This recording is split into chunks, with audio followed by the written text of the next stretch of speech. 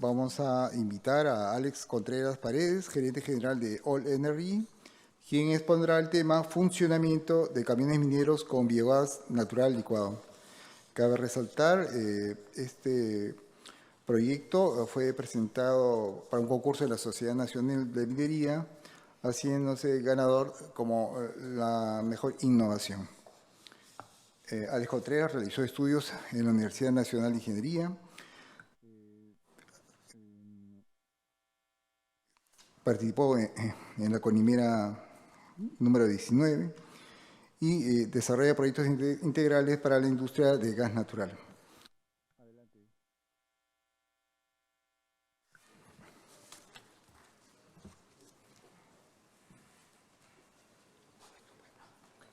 Gracias. Buenas tardes. Primero agradecer a WT Comunicaciones por esta importante invitación y a su director general, José Torres Lam. Me felicito de esta convocatoria, es reencontrarnos nuevamente con todos los actores del gas natural para que se haga efectivo el desarrollo del GNL, del GNC, sobre todo en el sector transporte, donde estoy enfocado como especialista en motores de combustión interna. Bien, justo voy a describir el proyecto que ha sido merecedor del primer puesto en la convocatoria de innovación que hizo la Sociedad Nacional de Minería y Petróleo, donde estoy proponiendo una solución para que una mina en Mar Cobre, la mina Mar Cobre, use su GNL finalmente porque ya tiene la flota de camiones Caterpillar, ¿no? Tiene 25 camiones Caterpillar que necesita un suministro de 40 toneladas día de GNL, pero un GNL que el fabricante solicita de una calidad especial, como voy a describir aquí.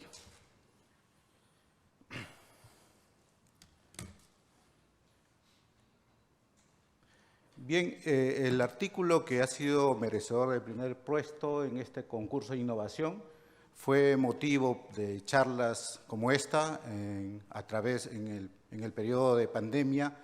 Los webinars fueron bastante enriquecedores y hemos brindado a universidades, también estamos asesorando tesis sobre esta tecnología y ese círculo virtuoso permitió identificar una solución para que estos camiones mineros utilicen GNL. Entonces, justo en la revista energía.pe tuvimos la oportunidad de difundir este artículo, fue de interés y en el concurso lo detallamos y el jurado, que estaba conformado por científicos y ingenieros de Concitec, nos otorgaron este primer puesto.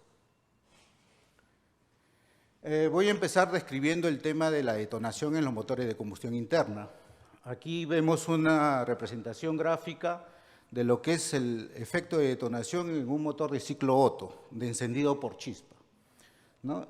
Básicamente es que la mezcla aire-combustible, al ser comprimida, eleva los niveles de temperatura y si la calidad del combustible no es la adecuada, se autoenciende. Entonces, no espera el frente de llama generado por la bujía y se autoenciende y genera dos frentes de llama que chocan y producen el efecto de detonación, el efecto sonoro característico que destruye la cámara de combustión.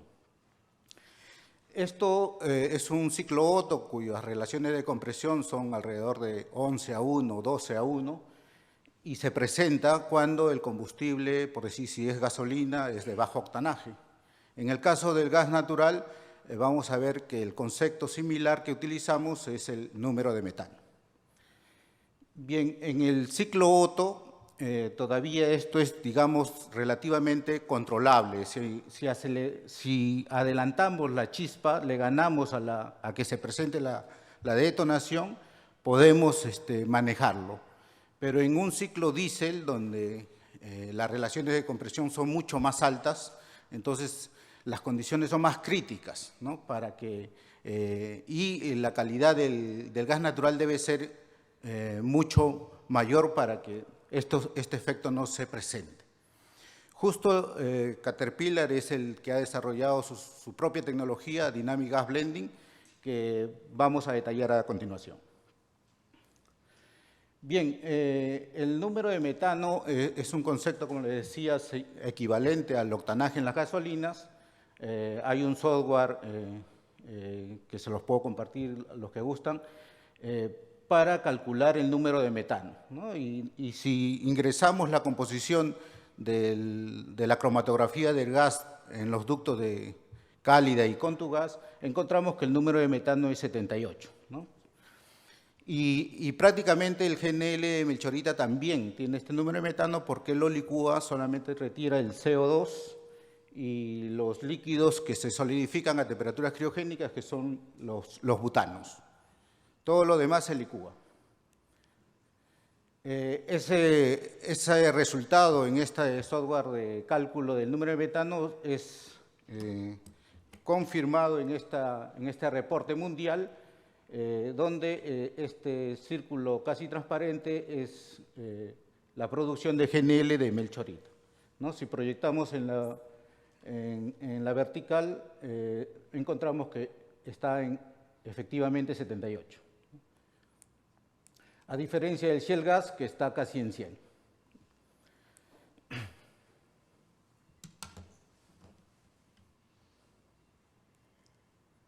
Y el mar cobre que tiene estos camiones 793D, ¿no? Tecnología Caterpillar, efectivamente aquí está el número de metano, mínimo número de metano que solicita, que es 80. O sea, el 78-80 está bien cerca, ¿no?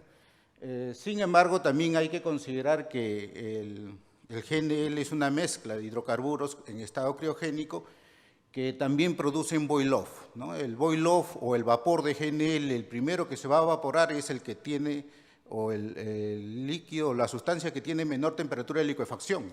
Ese es el metano, ¿no? Entonces, cuando hay boil-off, se desprende metano, entonces en el tiempo, en los periodos de almacenamiento, en el transporte, en el trasvase, ese número de metano se va reduciendo, ¿no? Y entonces debemos procurar tener un número de metano mayor para que siempre garantizar que esté sobre 80.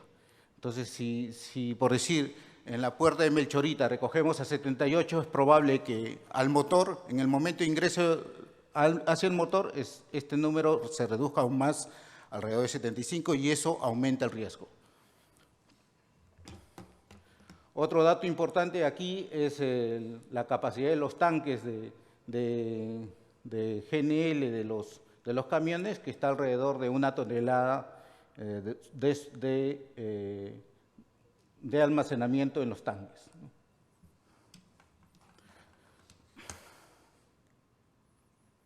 Bien, entonces, además, yo tengo experiencia en proyectos de biogás. En realidad he sido investigador de energías renovables de la UNI, del Centro de Energías Renovables. He experimentado en motores de combustión interna para diversos usos, para motores de bombeo de agua, para grupos electrógenos, para molienda. Y hemos hecho en la versión dual, biogás, diésel. Hemos hecho en la versión 100% biogás y gracias a esa investigación, digamos, es que también vi o entré en la cadena de valor del gas natural y encontramos, en esos tiempos de investigación queríamos concentrar el metano, ver las tecnologías disponibles para concentrar el metano y usarlo en el sector vehicular. Porque ya habíamos identificado que las emisiones, el efecto invernadero estaba causando problemas, y una de las mejores alternativas que tenemos la humanidad para reducir nuestras emisiones, incluso para ayudarle a la atmósfera, es el biogás. Si nosotros capturamos el biogás y lo incineramos, ya estamos aliviando o tratando de recuperar el equilibrio que estamos perdiendo por nuestras emisiones. Entonces, como hemos sido expertos en el desarrollo del gas natural desde su producción, desde su limpieza y su utilización en motores de combustión interna, Vimos que hay potencial en las agroindustrias, por decir, somos proveedores de la empresa Redondos, que cría cerdos en 3 puntos, en 3 granjas, crían en Guarmey, en Huacho y en Pisco. En Pisco tienen la mayor población de 90.000 cerdos. Entonces ahí hemos instalado grupos electrógenos que ya están sirviendo para su autogeneración. Sin embargo, solamente están usando el 5% de la producción. Hay un 95% de biogás disponible que, haciendo toda esta cadena virtuosa, interactuando con los ingenieros en los comités técnicos de normalización de GNL, en el Colegio de Ingenieros, entonces vimos que podría ayudar el bio-GNL a mejorar el número de metano del GNL Melchorita. Y para suerte calzan los números, ¿no? O sea, el biogás disponible en Redondos, en Pisco, es alrededor de 20.000 metros cúbicos de biogás por día, que si lo limpiamos y lo licuamos, está alrededor de 9 a 10 toneladas de bio-GNL. Ese bio-GNL, su característica es que una vez limpiado, retirado el CO2, porque el biogás generalmente viene con un 60% de metano y un 40% de CO2, si retiramos el CO2 prácticamente vamos a tener metano al 100%. Lo licuamos y su calidad es excelente, ¿no? Entonces, justo calza para hacer una mezcla en esa proporción y abastecer las 40 toneladas de GNL que necesita Marcobre. Entonces, con una mezcla de 3/4 partes de GNL de Melchorita con una 1/4 parte de bio-GNL que se puede producir en esta planta de Redondos, entonces tendríamos y hemos ingresado esa nueva cromatografía y tendríamos un número de metano de 83, ¿no? Entonces, es una alternativa de solución para que este proyecto Marcobre comience a utilizar GNL, ¿no? Y también hemos encontrado que sus ahorros económicos, sobre todo ahora que el diésel está subiendo, está alrededor del 50% en costo de combustible. Y la recuperación de su inversión si interviene en la inversión en una planta de bio-GNL, esa recuperación se da en 12 o 15 meses a lo sumo.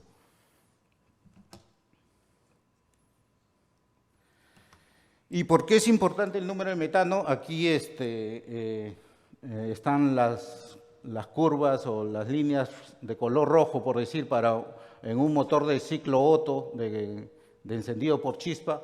¿Cuán importante es usar un GNL con un alto número de metano, ¿no?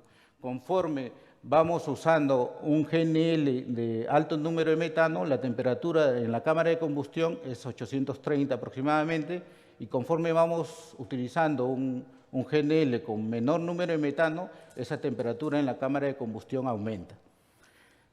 Digamos, si usamos un número de metano de 70, más o menos va a aumentar 30 grados la temperatura en la cámara de combustión. El efecto de la detonación se está representado en la línea azul, cómo podemos avanzar la chispa de la bujía para no tener esa detonación. A partir de 70 para adelante en un ciclo Otto no hay problema, ¿no? Según esta gráfica. Pero ya por debajo de 70 necesitamos adelantar la chispa a costa de una reducción en la performance. Hay un derrateo, ¿no? Casi del 20% por adelantar la chispa cuando usamos, por decir, un número de metano de 60. En el caso del dual fuel en los motores diésel, esto es más crítico, ¿no? En el caso, por decir, si tenemos un número de metano superior a 83, no habría prácticamente diferencia respecto a la eficiencia del motor diésel, ¿no? Prácticamente 98%, solamente 2% de diferencia, que es imperceptible. Pero si ya comenzamos a usar un número de metano por debajo de 83 y por decir 78, ya la reducción es más o menos alrededor de 10%, ¿no? De eficiencia.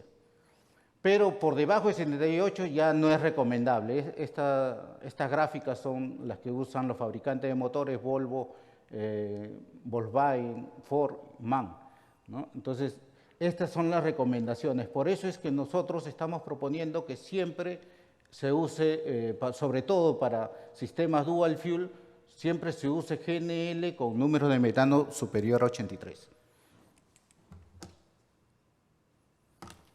Bien, siempre me agrada compartir este esquema, cómo se genera el biogás, porque esto representa el primer proyecto que participamos a nivel industrial en el hipódromo de Monterrico, donde se crían 2.000 caballos de carrera y se producen alrededor de 30 toneladas de estiércol.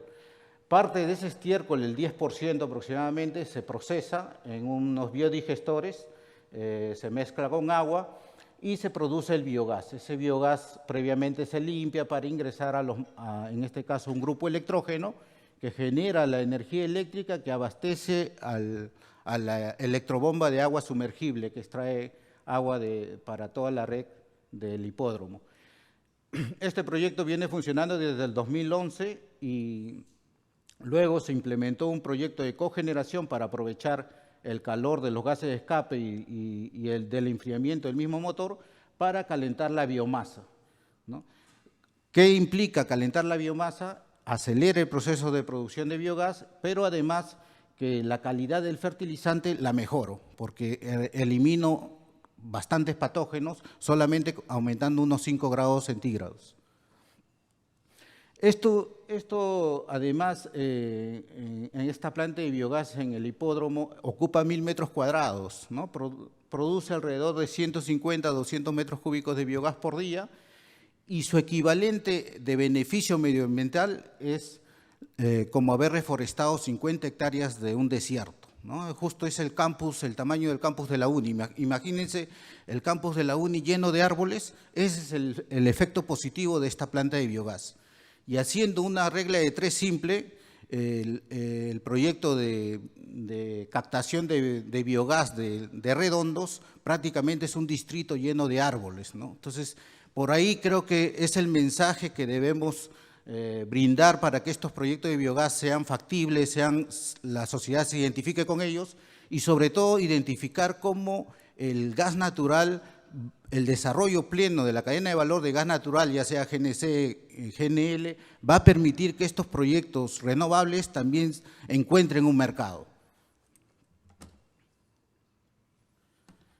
Esta es una imagen de los biodigestores en Pisco, en la planta de Redondos, donde se crían 90.000 cerdos, produce alrededor de 800 metros cúbicos de biogás por hora, alrededor de 20.000 por día, ¿no? Aquí están los grupos electrógenos que hemos instalado, que están funcionando.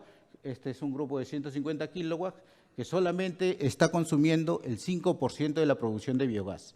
Hay un 95% de biogás disponible ahí que se puede poner en valor para abastecer ya sea al proyecto minero Mar Cobre o incluso a un proyecto de producción de GNL que voy a describir aquí.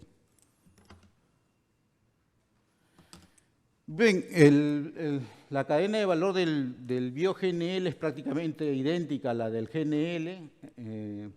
Podemos limpiar mediante diversas tecnologías, llevar el biogás al biometano y el biometano con calidades similares al gas natural, puede ser inyectado en las redes de distribución cálida de Contugas y ayuda al abastecimiento de este recurso a la cadena de valor, ¿no? También podemos licuarlo, ¿no? Y llevarlo en cisternas criogénicas para conectarlo a la cadena de distribución del GNL, ya sea para el sector vehicular, residencial o industrial. Nosotros estamos enfocados en que el mejor uso del GNL es en el sector transporte, sobre todo porque Perú importa bastante diésel, ¿no? Un combustible caro, contaminante, y tenemos el recurso. Debemos procurar hacer todos los esfuerzos para que ese GNL se utilice en el sector transporte. Bien, la calidad del bio-GNL, como les decía, es un número de metano superior a 80. Después también las virtudes del bio-GNL se han descrito aquí, ¿no? Como bajas emisiones, reduzco un montón las emisiones. En la mañana la especialista Eugenia Sillero comentó que mezclando bio-GNL con GNL reducimos las emisiones en un 30 al 50%. Y la tecnología que va a permitir esta microlicuefacción de bio-GNL son la tecnología Stirling, que ya es una máquina que produce el frío necesario para licuar diversos gases. En este caso estamos proponiendo la licuefacción de metano, que solamente necesita menos 160 grados centígrados. Esta tecnología llega a menos 200 grados centígrados para licuefacción de oxígeno, de nitrógeno, y además se está viendo la aplicación en hidrógeno para licuefacción de hidrógeno, que es más bajas temperaturas. También tiene aplicaciones, ya son Stirling más especiales. Lo bueno que aquí, esto es lo más compacto que hay en el mercado para producción de bio-GNL y producción de GNL en las mismas estaciones de servicio, ¿no? Esto, si está representando una planta de una producción de 10 toneladas por día y solamente necesito un espacio para colocar mis 2 contenedores de 40 pies, en uno de ellos están alojados los 10 criogeneradores y en el otro el sistema de limpieza. El criogenerador Stirling de 4 cilindros que va a producir alrededor de 1 tonelada a día es este de aquí, y para llegar a los 10 necesito alojar los 10 criogeneradores. El proceso de limpieza, vamos a aprovechar que ya tenemos un proceso de limpieza aquí para retirar el etano, el propano, el butano, que nos permita llegar a un número de metano superior a 83, incluso llegar a 90, con el mismo insumo de las redes de Cálida y de Contugas. Vamos a, aquí en este proceso de limpieza voy a generar más o menos 90% de lo que voy a coger del ducto lo voy a licuar y un 10% voy a generar un gas de cola, digamos, con bajo número de metano, con alto contenido de etano, butano, pero eso lo voy a utilizar en un grupo electrógeno que va a venir previamente configurado para que genere la electricidad que a la vez va a abastecer la demanda eléctrica de esta planta. La demanda de potencia eléctrica para esta planta más o menos está alrededor de 400 kilowatts, ¿no? Cada criogenerador consume 27 kilowatts, son 270 kilowatts para impulsar los criogeneradores. Estos criogeneradores necesitan un caudal de agua helada para retirar el calor del ciclo termodinámico, y ese caudal de agua helada es generado por un chiller convencional que consume alrededor de 80 kilowatts. Hasta ahí tenemos 350 kilowatts y unos 20 kilowatts para retirar el odorizante del gas natural. Alrededor de 370, 380 kilowatts que nosotros estamos dimensionándolo con un grupo electrógeno de 400 kilowatts. Bien, esta es una imagen de una vista de planta de la planta de 10 toneladas día, que ya forma parte de un expediente técnico de una estación de licuefacción ubicada en Ica. Las curvas de este criogenerador, de cada criogenerador de 4 cilindros, la mejor referencia es la curva verde, y justo tiene la mejor producción en la región donde la presión de suministro, ya sea de biogás o ya sea de gas natural en las redes, estén en la región de 16 a 20 bares. Entonces, ahí vamos a tener la mejor producción, alrededor de 1.2, 1.1 toneladas por cada criogenerador, y también el menor consumo energético, ¿no? La curva azul representa el consumo energético, y allí en esa región es la de menor. Por eso es que cada criogenerador, si proyectamos en la vertical derecha, vamos a encontrar alrededor de 26 o 27 kilowatts el consumo de cada criogenerador. La curva roja es cuando el gas está previamente enfriado, ¿no? Por decir el boil-off. Estas máquinas se están utilizando mucho para recuperación de boil-offs en las embarcaciones metaneras. Entonces, el boil-off ya está, el gas natural ya está en estado de vapor, el GNL está en estado de vapor, el boil-off, pero aún así está frío, ¿no? Está alrededor de menos 100, menos 50 grados. Entonces, allí ya no necesito limpiar, solamente el boil off lo recojo en los criogeneradores y licúo. Entonces, la producción allí crece, ¿no? La máquina que logra estas temperaturas tan bajas es el ciclo Stirling, que básicamente es un mecanismo al interior muy parecido a un motor de combustión interna. Tiene un desplazador y un cilindro, el desplazador en la parte superior, el cilindro en la parte inferior, que hay un gas de trabajo encerrado ahí, que el helio, en este caso es helio, se expande alrededor de 900 veces por minuto y se comprime 900 veces también. Entonces, en la expansión es donde va absorbiendo calor.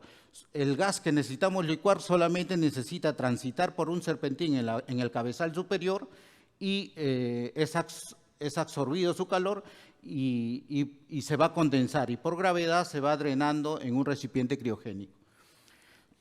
El proceso Stirling, si revisamos un poco la termodinámica, es el ciclo Stirling que más se aproxima al ciclo Carnot, ¿no? Entonces, si vemos los diagramas T, es el que más se acerca. ¿Y por qué es lo más, o sea, al ser el más cercano al ciclo Carnot, que teóricamente es el más eficiente, entonces Stirling también le confiere la mayor eficiencia? Además, que el gas refrigerante, en este caso el helio, es el que más se aproxima al hidrógeno. Y también es el que más se aproxima al concepto de gas ideal. Por ambas características, este ciclo es muy eficiente. Entonces, si hablamos en licuefacción, estamos alrededor de 0.8 kWh por cada kilogramo de GNL producido.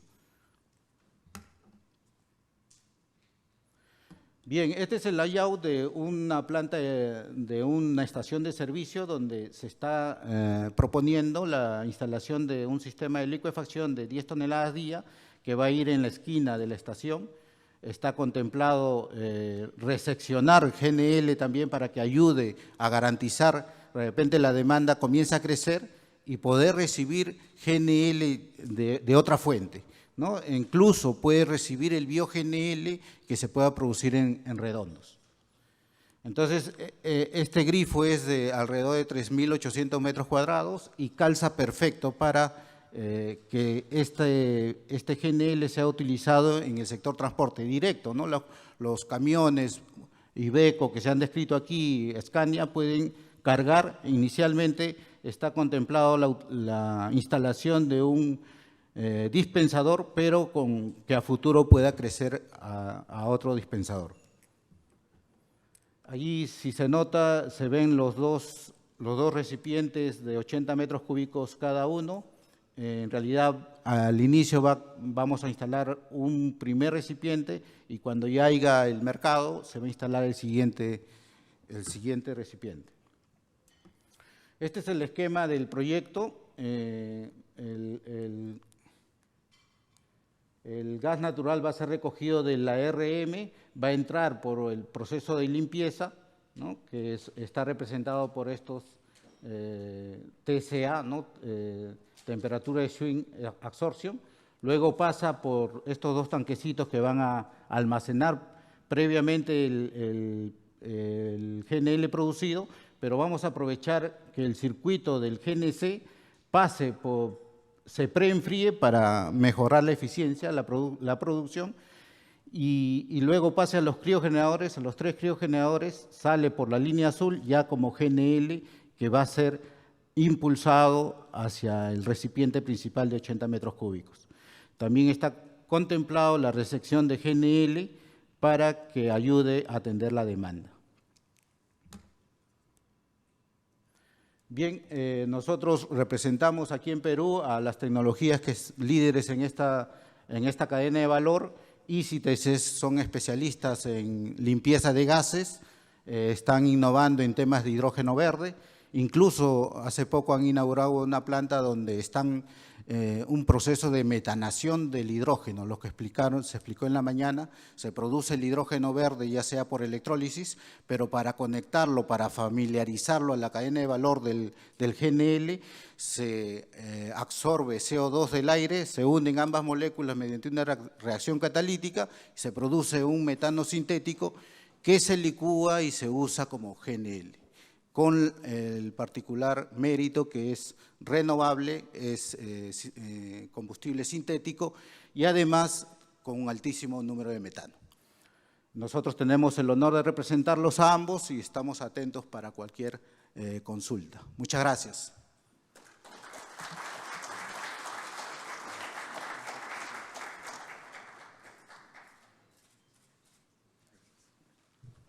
Muchas gracias al ingeniero Alex Contreras. Los invitamos a un coffee break y retornamos.